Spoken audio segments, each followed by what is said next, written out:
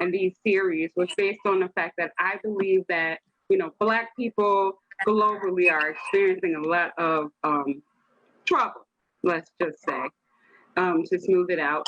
And one of the things that I found most troubling about it is we rarely discuss what happens in a national sense as far as the backlash. Like after these things happen, after George Floyd has been murdered, then we have to go to work.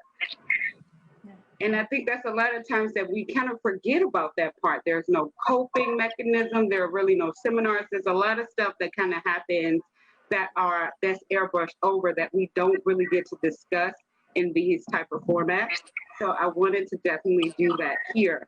So the first thing that I wanted to ask you guys is, have any of you experienced racism or sexism in the workplace in your own fields and experience?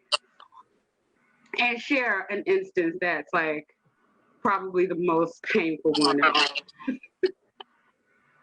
Well, so I'll kick it first.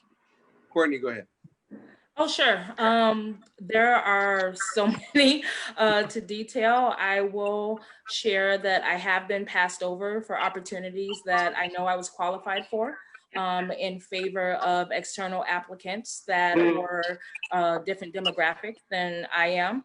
I have been forced to debate current politics upon the elect of 45, even though I was absolutely uncomfortable navigating those conversations. I have been called to lead Black History Month initiatives unprompted. I can go on and on and on. Honestly, given my career, even while working in HR, I was subject to these things. So you would think that they would tread lightly and know better, but absolutely not. No. So in my role, I have experienced both overt and covert discrimination. You know, microaggressions, too many to name. Yeah. I'll chime in there. So I was a sales engineer for a medical device company out of Calabasas, California. I was the only Black engineer in the company, actually probably one of the few Black people that worked for the firm, a $40 million company that had been around about 25 years and was building systems all across the country. And I remember going to Executive War College, which is basically the national conference for folks in the healthcare IT arena. And I was walking in a hotel in New Orleans down like the main vestibule. I had on the lanyard that said gold sponsor, which means the highest level. And I remember one of the attendees of the conference walked up and asked me what time was lunch going to be served and where the bathroom was. Wow. I just simply turned my lanyard over and pointed to it and was like, yeah, we're sponsoring the conference. I'm actually here speaking.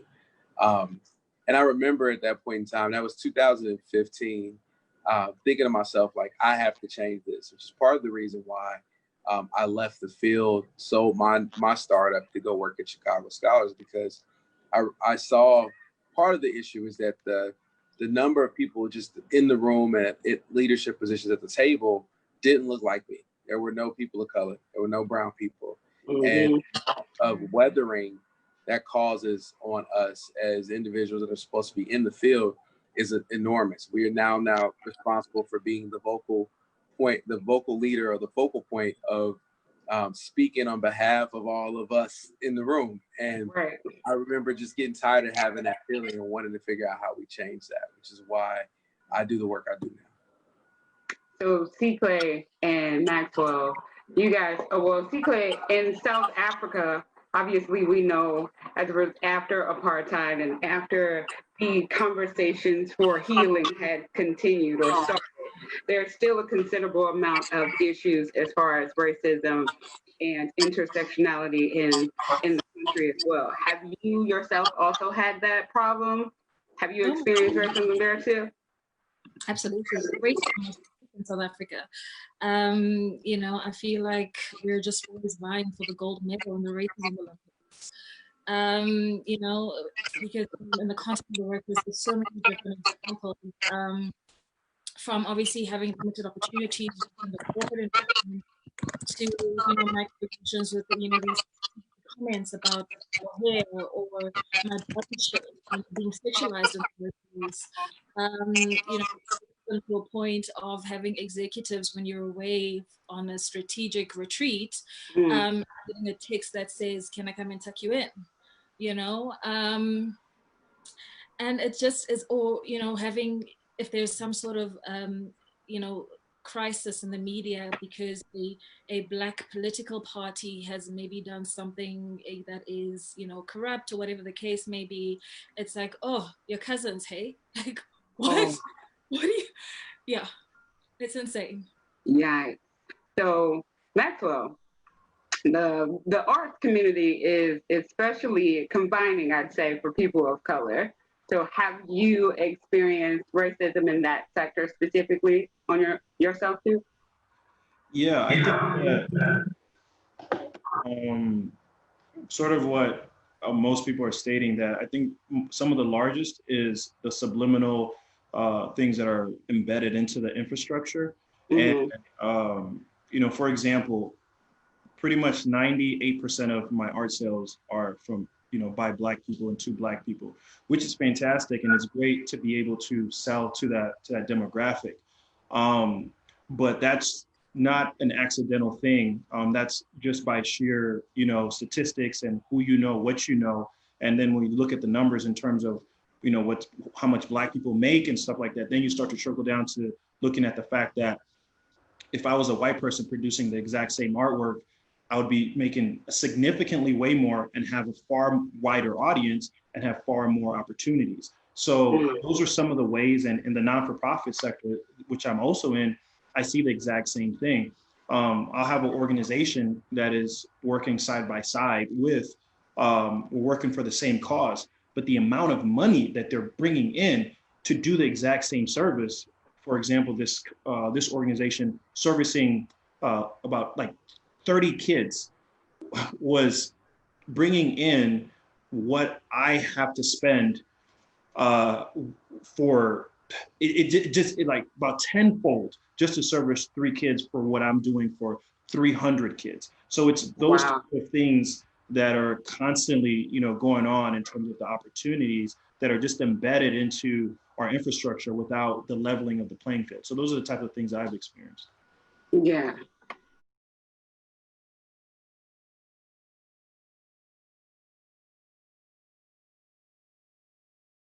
And see, that's the thing that's extremely sad about it. I was actually writing an article a couple of nights ago. It just woke me up at 3 o'clock in the morning. I just had to write it. It was based off of an experience I had at a recent job. And one thing that a lot of people don't know about me, they know publicly that I've been a journalist for about 10 years and I've been in the media for about 10 years. However, I've been in talent acquisitions and human resources and overall HR for about 12. So, like Courtney said, there are a lot of different circumstances that one would be surprised about as it relates to human resources when it comes to discrimination, because a lot of it, it's systematic, yes, but in HR, it's a little bit more direct. It's kind of probably one of the most unsafe places for an African American person to be at times, unfortunately. And I think both Cecla and Courtney can speak on that as well. But the thing that I wrote the other day that was especially eye-opening was I was the only Black woman in that organization as a permanent employee, and I supported the CHRO, so the head of human resources. And I have always felt empowered and super Black girl magical, but that was the only place where Black felt dirty. And there was really no way or no specific wording that would give me that. It was a lot of nonverbal cues. And I think a lot of times people don't understand that the trouble with racism in the workplace is you're not, in most cases, getting rocks thrown at you. You're not in a situation where people are, you know, calling you the N-word or calling you damaging names or disparaging names overtly. It's a lot more suppressive than that. It's the gaze, it's the, you know, the touching of your hair. It's the whole thing that makes it problematic within the workplace. And I think that, the wording used by a lot of nonprofits is misleading. That is true. We will talk about that shortly, but I'm reading the comments. But a lot of things that make it so challenging and difficult is the fact that we can't, I'm directing this to Courtney and Sequay. As a person in human resources, when people of color are coming to you as it relates to discrimination, is it most nonverbal or is it more direct confrontations that the people you've spoken to have had? It's definitely predominantly nonverbal, definitely very nuanced. And I think this is one of the things that has come through the most after people have read my book, was feeling a sense of, I went through all of these experiences, but I never knew what to call them. I never knew how to categorize everything. And now that I'm writing the book, I can articulate what I was going through. I can give a name to what I was experiencing, because your experience is mirroring mine. Except I thought I was, I believed when they said that I'm being overly sensitive. You know, I believed it, or I thought it was silly when they would make comments that make me feel uncomfortable or that are discouraging. And then they say, "Oh, it's just a joke. You know, we're all a team. So awkward. Don't be, you know, unapproachable." So sensitive. What about you, Courtney?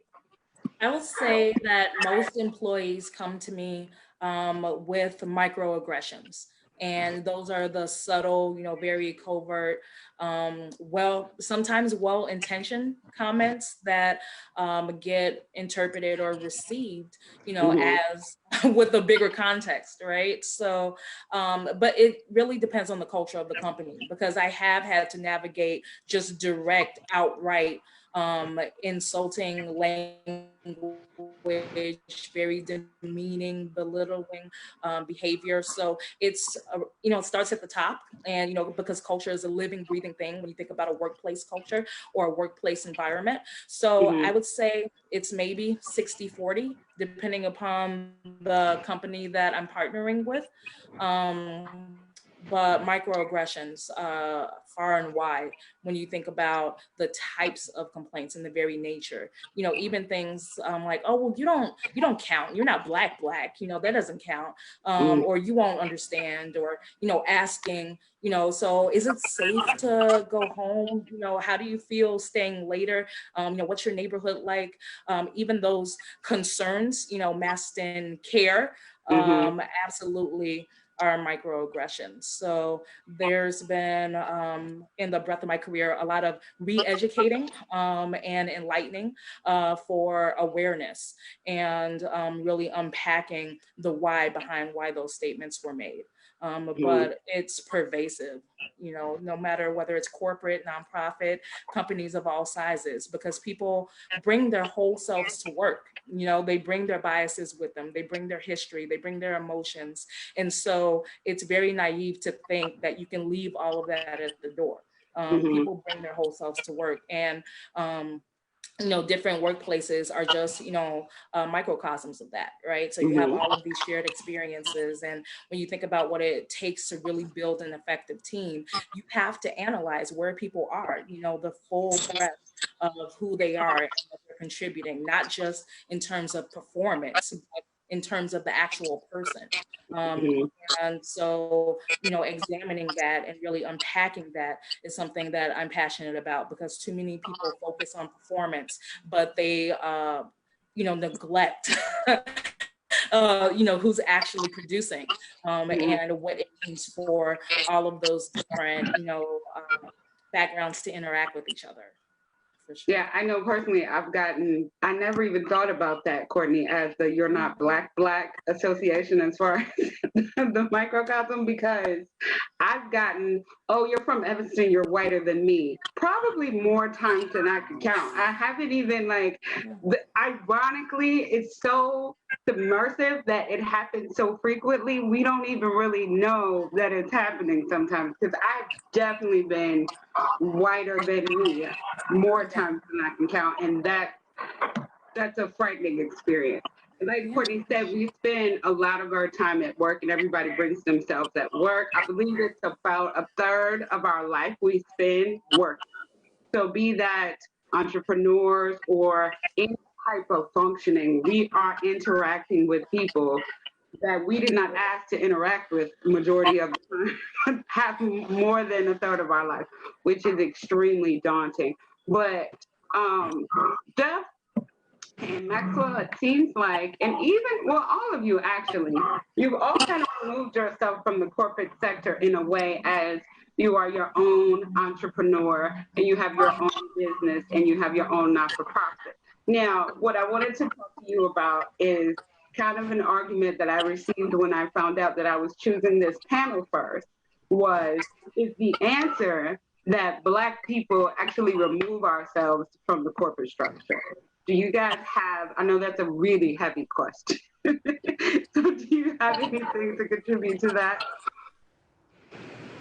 I mean, so, my removing myself from the corporate structure, at least from traditional corporate, came at the, like in the midst of going through my own social justice track, like challenges. I was assaulted in the hospital by hospital security, and I was so frustrated about walking around feeling as if, as a man of color, I had to carry myself in a particular way. I did everything right, and yet I still had something happen to me that happened to Eric Garner and very similar to George Floyd. The difference is it wasn't on my neck, it was on my shoulder, and that's why I'm here. I wanted to fight differently. I always thought the fight that I would make anyway would be economic, and I said, that's the way by which I think we can change things with economics and education. I think the way I went about it originally was like playing the game to try to change the game. Now I realize that we have to blow the game up or create our own game. And so for me, the removal of myself from corporate was to get in front of young people and teach them how to practice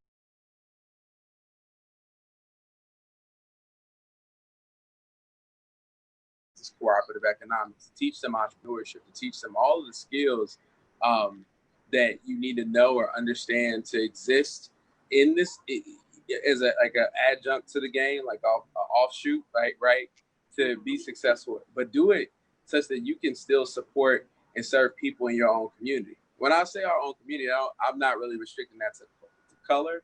I could restrict it more to people that are buy-in or actually bought into equity. And so that could be, any color, any race, any creed. But if you're in our community, you believe in equity, and you're trying to practice this together. That's what I always work with in terms of like teaching our young people those skill sets. And I learned how to code at 12. I started building websites at 14. I was able to make money through college. Like this is a skill set that our kids can learn, and they have skills that are transferable and ones that can help them generate revenue, whether it's arts, you can write, you can design. I see so many of our students, our young people, but they don't know how to convert those skills into things that are tangible to create revenue for themselves. And that's why I remove myself, because I feel like we can teach our young people how to generate revenue, create income for themselves, and have sustaining wages for themselves and their families. Nice. I respect that. Maxwell? I think that maybe, I don't know if you're going to get to this part of the conversation, but I think there is room for, in regards to, do you, are you the spook that sat next to the door, or do you, take a different route? I think there is room for the fact that in many times in social groups and in companies, we as people can tend to adopt the same mannerisms or the same identity that is suppressive. And I think that is part of the conversation that you're stating in terms of like, do we try to fit in? And often that fitting in involves acceptance. And that acceptance involves a disregard or a disdain for things like myself and people like what I once was. And I think that that's a really detrimental aspect of this conversation of sort of oppression and racism that I don't think gets spoken about enough, because often that internal hatred allows us to treat other people that look like us even worse than any other white person in that workforce. Yes. Walk into a business to get something, and I get more snarls and smirks and, you know, what you doing here, and we don't got no money for you, than you know, I would from someone else. And that comes from, you know, that trying to be accepted, you know, trying to achieve that white standard, Eurocentric standard for acceptance. I think that is super detrimental.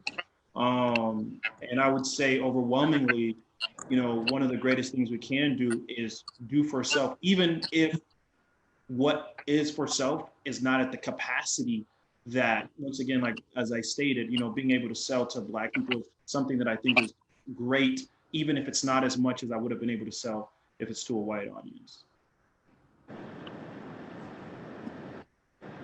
So I think you're right, Maxwell, because that's why I kind of named it the Black Code, because so often we talk about code switching and how we have to maneuver and readjust ourselves in different environments.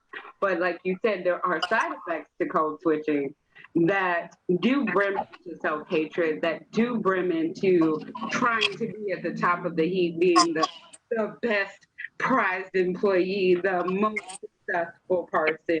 And that does kind of alienate specific people in our people from interaction, let's just say, because that kind of also adds into the diversity component as well. Because a lot of times people throw out the term diversity and inclusion as it is a combination thing. Oftentimes there is diversity, but there is no inclusion. And further to that, there is a diversity component that a lot of times, and that's why I think he said this, and Secret can probably definitely understand, diversity is a very broad umbrella.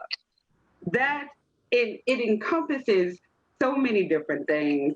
Women are diverse candidates. People with disabilities are diverse candidates. Veterans are diverse candidates. Minorities, and etc. So a lot of times when that box is checked in a diversity format, it still often leaves us out. So that's the scary part about the whole diversity conversation, because it's like, okay, they've filled the diversity component. They've had enough women in tech. All those women are Pan-Asian. Yeah. We are no longer, you know, and that's what makes Kimberly Crenshaw's work so impactful as it relates to intersectionality, because I think for decades we did not know that there was actually a caveat to that. Like, okay, Black doesn't necessarily just mean male. White does not necessarily just mean white. And for the corporate America, the corporate and private sectors, a lot of times that is what that means. But going back to Maxwell's point, even with that, we still have people who have maybe made it to the upper ranks or the exec level who feel like they no longer have to speak to us. And I think that's kind of sad, and that's a whole nother depressing component that you guys are welcome to discuss if you would like to share about it. Clay, do you have anything to add as it relates to diversity? Yes, absolutely. Diversity and inclusion is actually one of the corporate terms that really break me quite a bit, because you know, it's kind of been slapped on as this term that is meant to kind of protect organizations' reputations, to give the impression that they are being inclusive and they are being transformative in the way that they deal with marginalized groups. But that's actually not the case if you start to delve a little deeper into what organizations are actually implementing. I think one of the first problems that we have is that many organizations develop these diversity and inclusion strategies without actually consulting with diverse groups to find out where are the gaps, what are their experiences, and what they recommend would be ways in which they could kind of mend the bridge. The other thing is that, you know, it's one thing to say, okay, we're now going to bring on board X% Black women, X% disabled people, X% members of the LGBTQIA plus community. But how do you actually ensure that they're coming into a space that's safe if you haven't done the work to ensure that the people who are currently employed in that organization have dealt with all of the various biases and prejudices that they have? You know, how do you bring Black people into a space that has historically been filled with racists, and expect them to have a good and positive experience and expect them to grow within that organization. You know, we live in a world where there's so much homophobia and transphobia. If you're saying that you want to be more diverse and, you know, do more for that community, how are we going to do that when so many people are still afraid to disclose the fact that they are part of that community because they know that the reactions that they receive from people who are part of that cishet group are, you know, largely very negative experiences related to that. But I also think that organizations really do treat diversity and transformation and inclusion of marginalized groups as a box ticking exercise. It's just like, okay, it's great to have, it's on our website, we've done that. And nobody's there to actually run the checks, to actually make sure that it's done. And I mean, I can speak for South Africa particularly, you know, we even have legislation that speaks to transformation, legislation that speaks to equal pay for work of equal value, but there's nobody to ensure that that's actually implemented within organizations. There's nobody who's running checks. There's nobody who's making sure that Black people are paid, you know, within the same frameworks as their white counterparts. There's nobody who's ensuring that when organizations say that they've got a certain percentage of Black ownership, is it active ownership? Who actually has the organizational power within those deals that are being announced and praised and lauded within the media space? And so we're still not asking the right questions around that. And we still are definitely letting organizations off very easily. That's go ahead, Courtney. I was about to say, so as all of that relates, you know, to the human resources industry, there is a term called covering. And what that really speaks to is exactly what we've heard so far, in that you can hire, you know, recruit and hire a certain percentage of minorities in order to meet established diversity quotas. But if you don't have the inclusion component, then it's all for naught, right? Because covering really talks about hiring them, but expecting them to assimilate into the current culture. So whether that's dress, whether that's language, whether that's behaviors, it really says to them, yes, we're hiring you despite who you are, not because of who you are. And when you send that message, then it is really just checking a box. It is very performative, but not changeable. It's equality, but not equity. And so when you think about how that's replicated, you know, here in the States, you know, time and time again in companies big or small, you have these diversity and inclusion initiatives that sound good on paper, but there are no gatekeepers. There's no accountability. You can have the recruiting part, but you don't have the teamwork and awareness and employee engagement and retention. You don't have conflict management. You don't have communication training. So it's all very, there's no longevity to it. You know, it's very flash in the pan. Look what we're doing. You know, we can update our website, you know, put some brown faces in leadership, but what is their lived experience? You know, can they honestly say that they're valuable contributors to the overall narrative of the organization? What is their voice? You know, do they have one? Or are they, you know, just, again, you know, tokens? And what does that really mean for the culture overall? Because you can, you know, hire according to your diversity goals, but if you're not doing anything to maintain them, to amplify those voices, to support them, to provide resources and tools, you know, for the organization at large, then nothing changes. Nothing changes. So a lot of these efforts that we're seeing from corporations are just that. You know, they're very performative. You know, I am seeing a lot of posts, especially within the HR field, that companies are acting like Black people were just discovered, right? So they're having, you know, like all of these commitments and, you know, narratives and statements, but what does that mean? What does that mean when it comes to actual power? What does that mean when it comes to the economic impact? What does it mean in terms of equity, which is leveling the playing field, versus equality, which is, you know, treating everyone the same? So when you think about the constant narrative that we get pushed, you know, like, okay, we want this to be better, we want this to be better. You know, I echo Jeff's sentiments in that, you know, my experiences absolutely informed why I started my own consulting firm, because I knew that in order to actually affect workplaces and be an outside voice, to really open their eyes and say, look, what you're doing is not it. Like, what you're doing is not enough. They needed that. You know, I didn't see that in my own experiences or the experiences of my colleagues. And so to be that voice in order to make healthier workplaces, that was my whole mission. And that still is my mission. And it's even more relevant today. So Courtney, you touched on something that we're going to have to address right now. So as a result of the multiple deaths that we've experienced during the pandemic as it relates to police brutality, organizations have bombarded our emails, C-Clay, with, we stand by Black lives. We support Black businesses. If you guys could quantify, just for fun, because I already know the answer, how devoted these companies really are, how would you answer that? How devoted do you think they are? Is it that they're devoted to our buying power, or is it, do you think it's more political than it is profitable, or do you think it's a combination of the two? Oh no, I mean, for most of the companies that I've observed doing all of these things, I found it very performative, because the reality is that if you actually cared about Black lives, you would have been paying a lot more attention to their experiences throughout the years, throughout the existence of your organization.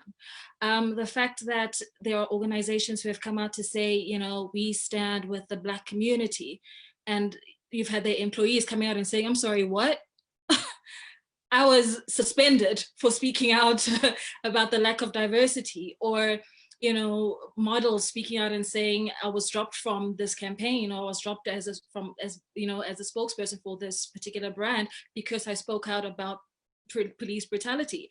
I mean, brands definitely are being very performative. They are, you know, reputational damage and reputational risk is always such an interesting thing to see how organizations try to navigate that space, because they're seeing this uprising, and they're seeing this anger from the Black community at the moment. And so they're like, okay, how do we protect our profits right now? What do we do now until, you know, things die down, and then we can kind of just go back to business as usual? And I think we're also seeing that in terms of how organizations have been responding to the coronavirus pandemic, where everybody's, you know, talking about, you know, we're all in this together, you know, this is going to be a new normal. A new normal how, when organizations are remaining the same organizations that they were before the pandemic? So what change are we speaking to? And when organizations come out and speak about standing with the Black community, what does that mean practically? If you're not telling me what you've practically done, how that's going to be sustained, you know, how are you going to transform your organization? So who's in leadership, who's on your boards, you know, what is that going to mean for Black people and people of color going forward? Practically, how is your organization showing that it cares about Black lives? But more importantly, why does it take George Floyd and Breonna Taylor and everybody else who's died before you actually have something to say? Why do you only now have a voice that says that you see Black people? I agree. I completely agree with everything you said. You guys got anything else to add, Jeff? I think you're ready. What you got? Yeah, I mean, I concur 100%. You know, it has to be beyond face value.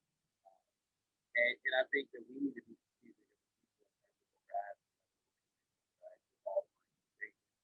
I've been very vocal about partners saying, you know, this is our time to take an path that's not only strategic, but also for our community, our day. And I told them, you need to look at every dollar donated to similar things.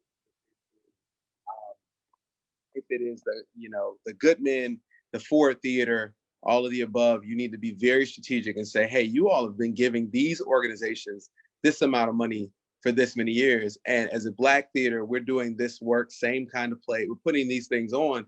it's time for you to step up and put your money where your mouth is. I don't think money obviously is the be all end all solution to everything, but I think that this is the time for us to make very strategic and real demands of organizations so that it's not just, it's easy for PayPal to put $530 million up. That's the fees that they get in 2 years off, off of half of the items they sell. I think we saw some funny stuff like Chase put 100 million up and someone said, that's not even the overdraft fees they get from the Black community. So, we have to be strategic. We have to make very real asks. And then we have to hold them accountable. We have to make sure that these things are documented and traced so that it's not just lip service, that we actually see the dollars get into our communities and that we circulate them properly. And then that it's not just one time, that this is continuous. Because I think that's the other thing. It's very easy for an organization to do one thing one time and then move on. And we know, all of us on this call tonight know that that's not the way to solve things. It is a Band-Aid and not an actual fix to the actual disease, which is systemic racism and systematic oppression. So you brought up a very good point, and I wanted to ask you, and it's going to seem like a very simplified question, but honestly, I don't know. When we say hold corporations accountable, and I think all of you can touch to this, what does that actually mean? Because are we asking our people or people of color to go to the top of the organization and make demands and suggest you put your money here, you invest in this, what does it look like when we say hold them accountable? What does that actually look like on the ground? Well, I know quite simply and quickly from my end, from what we ask from Chicago Scholars standpoint, we say we're trying to do two things. We're going to prepare our scholars for the world. We want to prepare the world for the scholars. And people say, well, what does that look like? How do you prepare the world for your scholars? What impacts do you have on the world? And we say the simple ask to hold them accountable is to hire. Like, we can trace hiring metrics, right? We can look at data and understand and know whether or not they're hiring people of color. We get the statistics from the tech community all the time. We know that. But then beyond that, like, we can actually measure the investments they make. Companies are tracking all of this. It's in their budget. Like, we hold their feet to the fire to actually publicize this and make it public. Then, and people like you, Laura, like, this shouldn't be hard for you to find. It should be like ready, first available. If they're proud and they're truly doing the work, they're gonna want to share. Like, we have invested in color, people of color in the Black community. We've done this in these ways, very finite, very well laid out. And here is the amounts of money that we've done it. The problem is, I think oftentimes it's lip service, and it's similar to what we see in terms of set-asides and carve-outs in the state of Illinois. Like, you go to Office of Procurement in the state of Illinois, and we're doing like less than 5%, less than 2% in many of the areas where it's supposed to be upwards, sometimes between 10 to 30% of the budget going to businesses of color. But nobody says anything about that. That's not public knowledge. There's a lot of money that is supposed to come to our communities, it just isn't. And it's being swept under the rug, and no one has an incentive to say anything because it's going back to the people in power who want to keep it in their communities. Maxwell, I think that as a person in the non-for-profit sector, you have a unique understanding as far as the selection process is concerned. I'm wondering, from your experience, is there a welcoming format for you in the development of your work, in the development with youth that you work with, and even being an author? Do you feel protected as an African-American male to freely voice, vocalize, and enact the changes that you want to do aligned to your non-for-profit organization? I got to try to understand the question. Do I feel comfortable speaking about my experience, right, and the things that I need? No. Like, yeah. So I know you mentioned that the amount of money that you're receiving, or that you have received in the not-for-profit sector, has not been fairly acclimated, to say the least.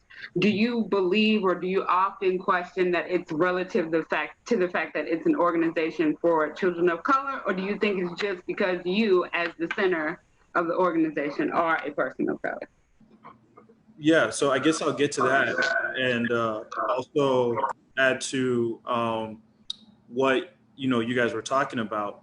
For me, one of the main problems that we see where corporations are doing this parade and dance is my main problem with when I see things go along is that we often have emotional responses. And those emotional responses lend to a non-articulate communication. And subsequently, when the corporations respond, they're responding to our emotional non-articulate response that is general and is non-clear.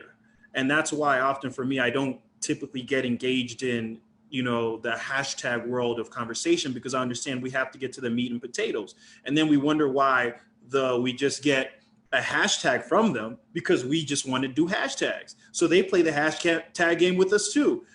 We have to be able to have conversations that are clear and concise. So as it pertains to the non-for-profit thing, actually, most of my work, pretty much 98% of it is self-funded. A time in which I had a conversation with a grantor, they brought a word to me that I never thought about. And they said, the non-for-profit industrial complex. And this is one of the head of one of the funding places. They said the non-for-profit industrial complex. And that's a real idea. The fact that the same way you have all these different industrial complexes, there's a non-for-profit industrial complex that is a system that is rigid and systematic and comes from an old way of thinking that doesn't lend room for our new way of communication. So that system doesn't bend and mold well for innovation and change. And in order for us to be integrated into society, there has to be change. Sort of as Jeff says, the world has to get ready. So if we're working on old systems, how can the world get ready for us? So we have to be very clear about the change that we want in the systems while we're throwing those hashtags around. So that's what I would say about that. So I wanted to touch on what you said and bring it back to C-Clay as it relates to emotional responses, right? I think I think you're right. I think oftentimes we have issues in the clarity of our mission because of the fact that we can be so hyper emotional about the issue. But C-Clay, do you think that there should also be a space for that type of intensity because of the fact that the nature of the for lack of a better word, persecution that we're receiving is not dumbfounded. We're pissed off. Is it okay that we're pissed off, or should we behave differently? Absolutely, absolutely. I always find it very interesting.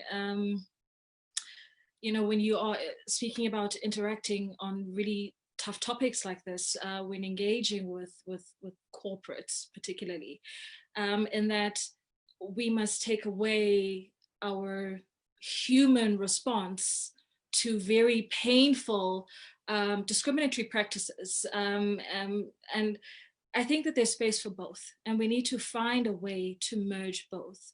So as much as we have every right to be angry, we have many, many centuries of anger that we've kind of pent up, and we have every right to express that.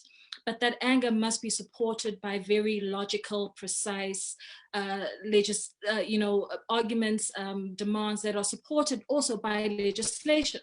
But also, there's a space that, so many of us as Black people and people of color that we don't engage a lot in, and that's around advocacy, that's around, interacting with people who are civil servants, people who are in government, and starting to question some of the legislations and laws that we have in place. Are they the right things? Are they reflecting the environments that we actually are dealing with, and what needs to be done to try to evolve that? The lobbying space is a space that we can definitely invest more time in, and looking at how do we leverage those opportunities, because corporates use lobbying a hell of a lot to be able to advance their own agenda, and it's something that we don't even think about. And I think we definitely need to do a lot more of that, and that's within the context of the US, but also in South Africa as well. There's a huge opportunity for that. But I think it's absolutely important for us to still be able to maintain our humanity and be unapologetic about the fact that we're angry, because we have reasons to be angry.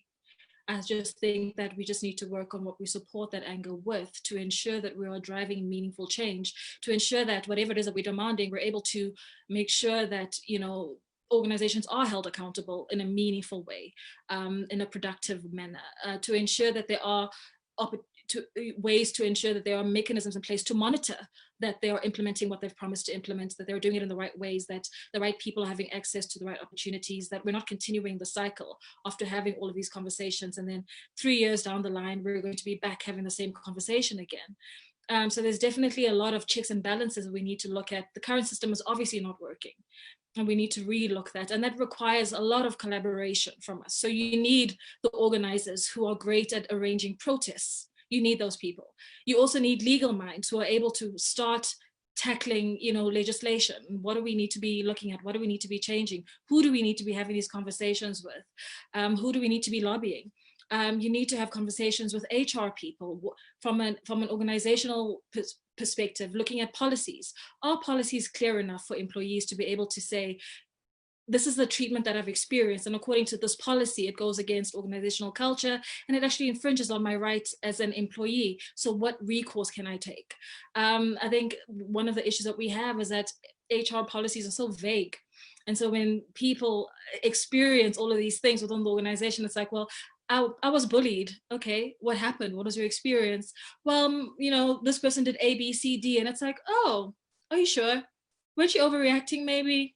Because, you know, everybody else says that they're such a great person, because you don't have something that you can go back to and say, these are the boxes that I've ticked based on the experiences that I've had with this person, and therefore I believe that I have a valid claim.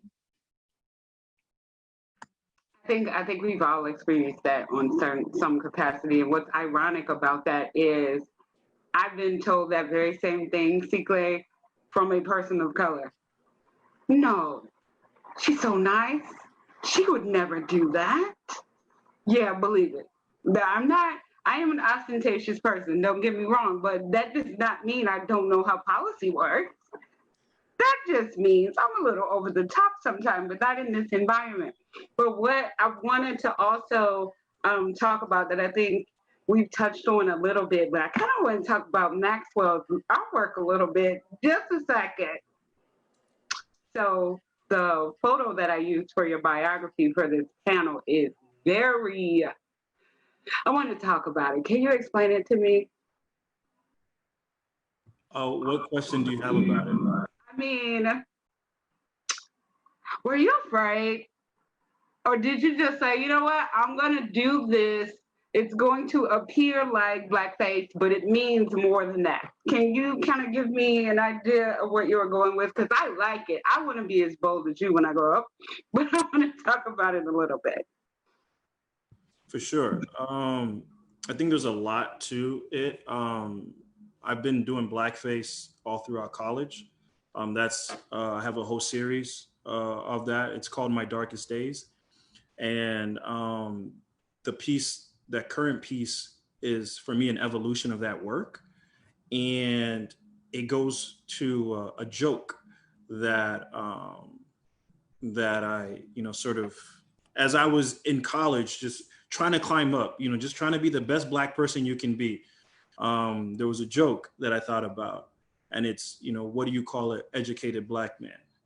And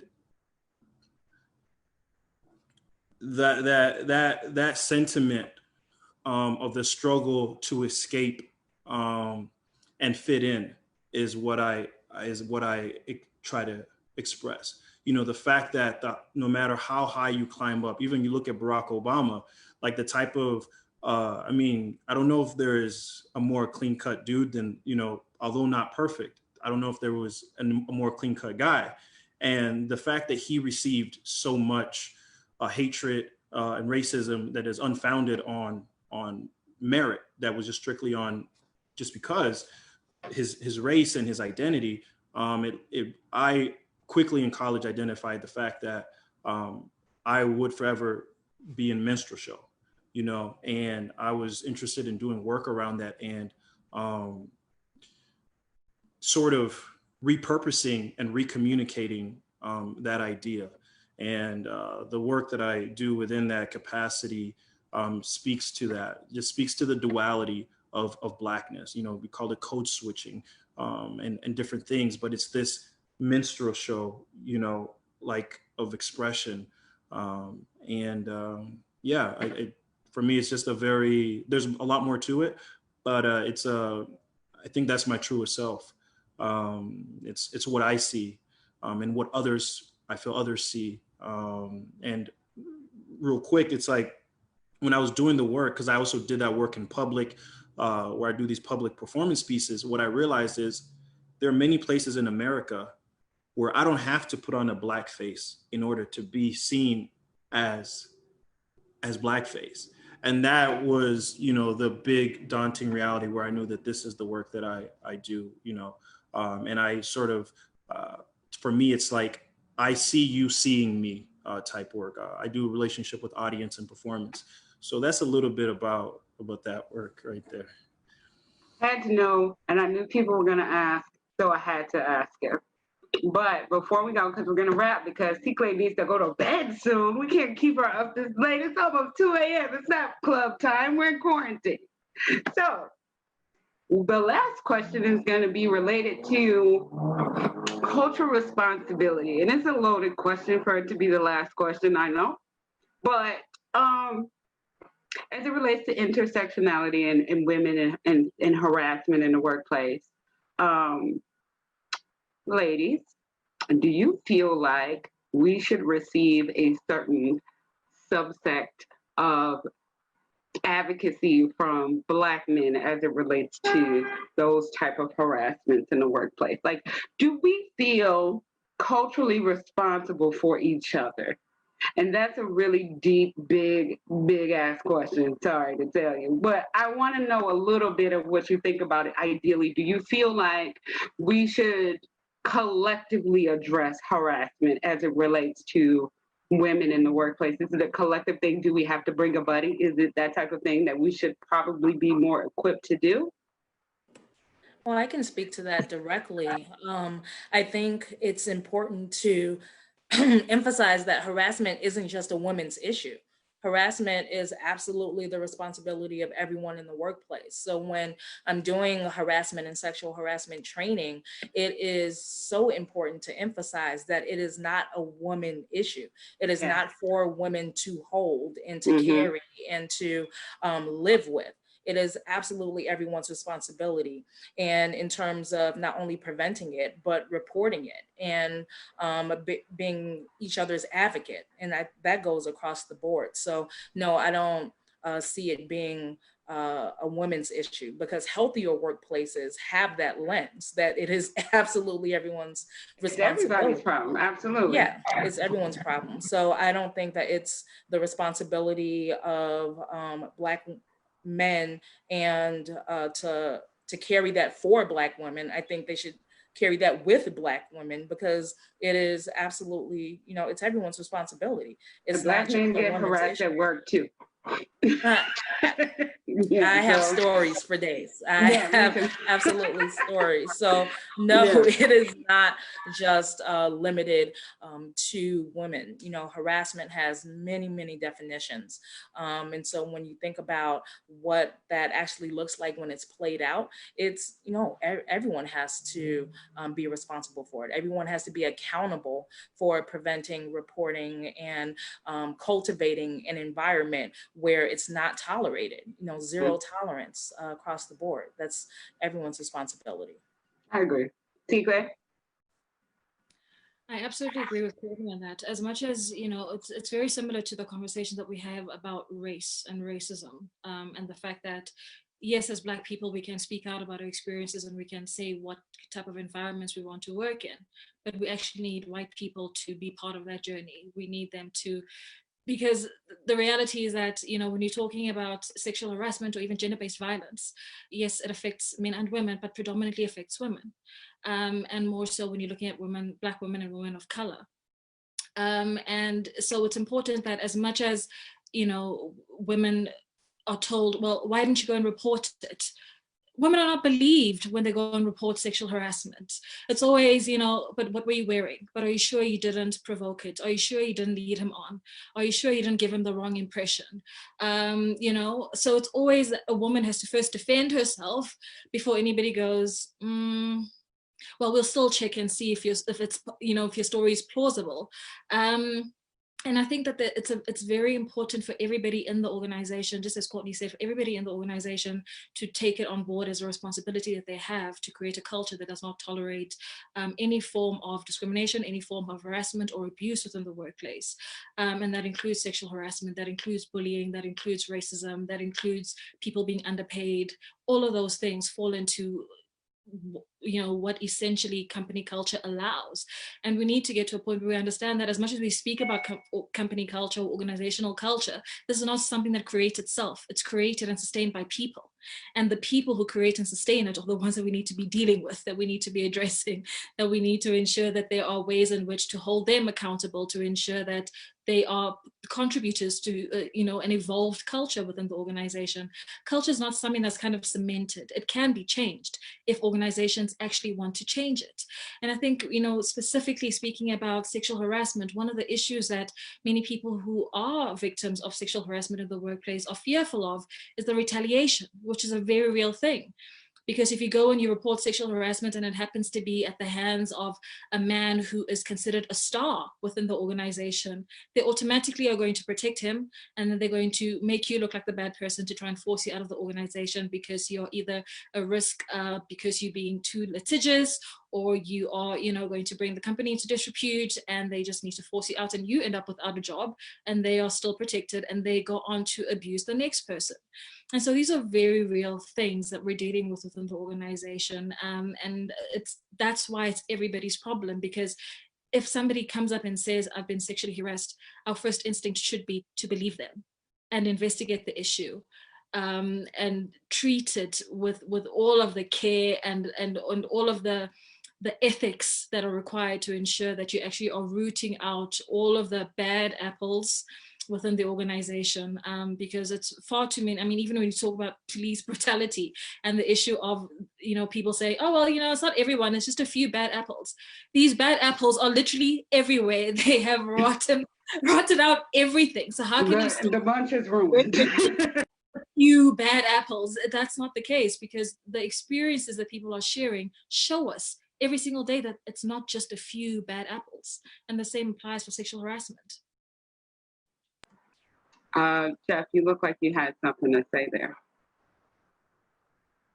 No, I was just concurring. I mean, I think that quote is dead on. You know, you can't have a few bad apples on the tree. It begins to infect the whole tree if it's virus related. And I think that's something that we've seen and continue to see even today with the vote of CPS deciding to keep the officers in the school, right? Like, you know, okay, if you're going to do that, then we have to figure out how these officers are going to be trained to interact and deal with our students, because we know that that's been problematic over the course of the time they've been in the schools. And so it's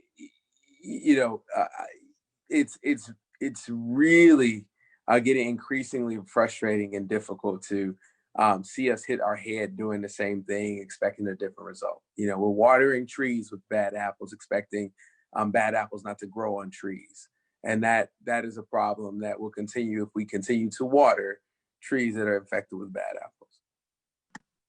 It makes me sad. Yeah. So you guys, listen, we're gonna wrap, but before we do, please let everybody know where to find you and what you are working on so they can get alongside you to support your endeavors. I'll start with Maxwell. All right.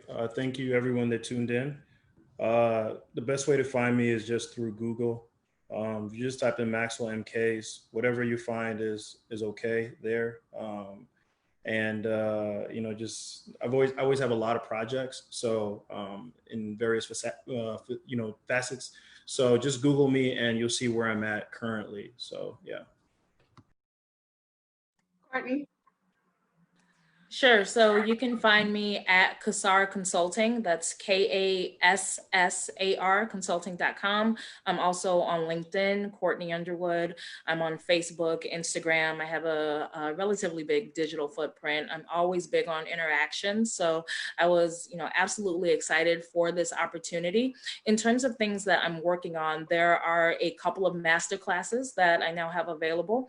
The first is Put Down the Cape, and it is absolutely about shifting your mindset in order to learn how to delegate effectively and let tasks go so you can actually prosper. Yes, I am so passionate about, the mule mindset that so many of us take on. Yeah, that's live and ready to go.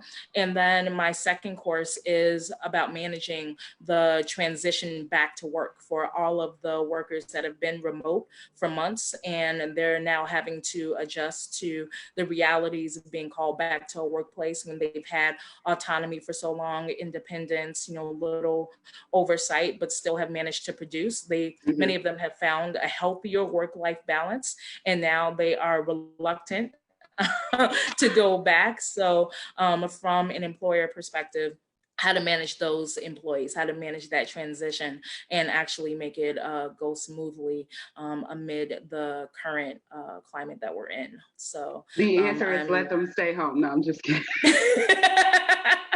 If only it were that simple. For some, yes, that is the answer, but it's not a cookie cutter, template. So it's about, navigating different accommodations and really making sure that it's not only fair, but healthy for everybody involved. So yeah, those are the two things that I'm working on, but you can find me at Kassar Consulting all over. And Secret. Okay, so you can read up on what I'm up to on my website, which is siklebolani.com. I am on Instagram at siklebolani, on Twitter at siklebolani_.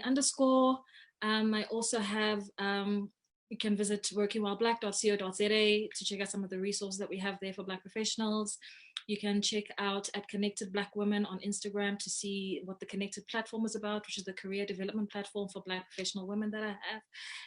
And then I also have a podcast called The Workplace Revolution with Sista Gurl, which is available on Apple Podcasts, Spotify, and Anchor.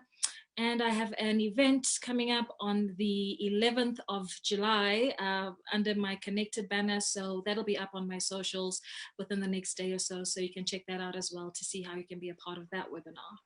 Nice. And Well, first of all, thank you all for being patient with my tech issues today. It's like the tech guy would have the tech issues. So I'm looking over here because I have my computer here, my phone here. So I've been doing this to talk, but we made it happen. You can find me on Instagram at Jeff Beckham. I also have I'm an acrylic painter, so you can also see a lot of the work that I'm doing at J Icon Art, and then Jeff Beckham on Facebook and LinkedIn. Definitely has some cool stuff brewing. Releasing my website of the art series I'm doing all around the narrative of social justice. And yeah, just again, continue to support Chicago Scholars. You can find us at chicagoscholars.org. We are always looking for mentors for our first generation students who are amazing, talented, awesome, and job opportunities as well. And so we're looking for internship opportunities for our scholars who are high academic performers at some of the best colleges across the nation. Nice. So I would like to thank all of you beautiful, lovely, beautiful Black people for joining me on my first adult panel interview section. I thank you guys again. I thank everybody for watching. This is Laura Miller with the Sista Gurl Blog and a bunch of other places that you already know, so I'm not going to tell you. Thank you guys so much for your time and input today. Sika, thank you so much for staying awake with us. I thank you all again. Have a wonderful evening. Thank you. Thanks for having me. Bye.